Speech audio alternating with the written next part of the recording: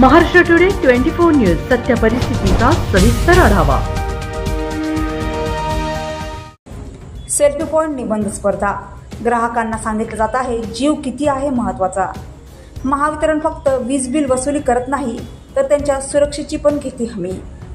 वीज वितरणचे कर्मचारी म्हटलं की फक्त वीज बिल भरले नाही तर थेट विद्युत पुरवठा खंडित करणे, ग्राहकांना चुकीची बिल देणे आणि कामाकरता चक्रा मारणे असा सर्वसामान्यांचा अनुभव येतो।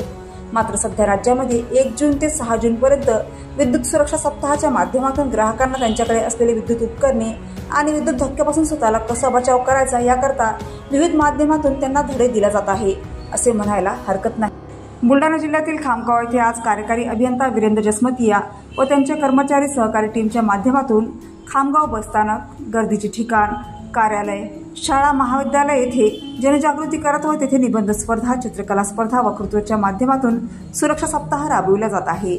या निमित्ताने या विद्युत सुरक्षा सप्ताहाच्या सविस्तर बाबीवर बातचीत केली आहे कार्यकारी अभियंता वीरेंद्र जसमतिया। कार्यकारी अभियंता वीरेंद्र जसमतिया।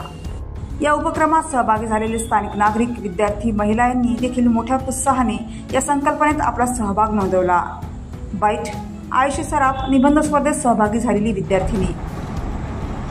ज्या विद्युत उपकरणाशिवाय आज आपलं जगणं अशक्य आहे त्याच्यापासून कशा प्रकारे सावध राहत दैनंदिन वापर करावा याकरता महावितरणने हाती घेतलेला हा उपक्रम स्तुत्य व सर्वसामान्य नागरिक व विद्युत उपभोक्ता यांना अपघातापासून रोखण्यास मदत करेल असं म्हणणं वावगं ठरणार नाही। महाराष्ट्र टुडे मराठीसाठी ब्युरो रिपोर्ट अमोल सराफ, खामगाव, बुलढाणा।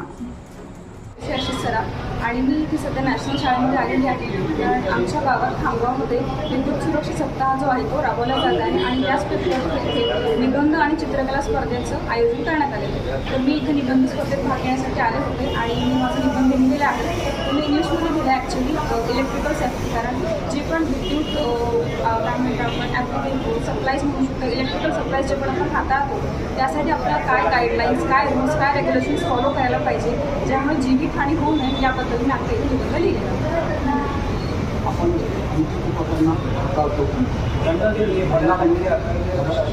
त्याचा वापर करा काय सांगाल मुलांना कसं हाताळावं? आता घरी जर आपण पाहिलं तर जे पण डोमेस्टिक लेडीज वगैरे आहेत त्या काय करतात, ओले हात लावतात स्विचला, स्विच बोर्ड झाले, बटणं झाले, त्यांना ओले हात लावू नये किंवा पाण्याजवळ स्विच बोर्ड्स आपले असू नये याची काळजी त्यांनी बाळगतात।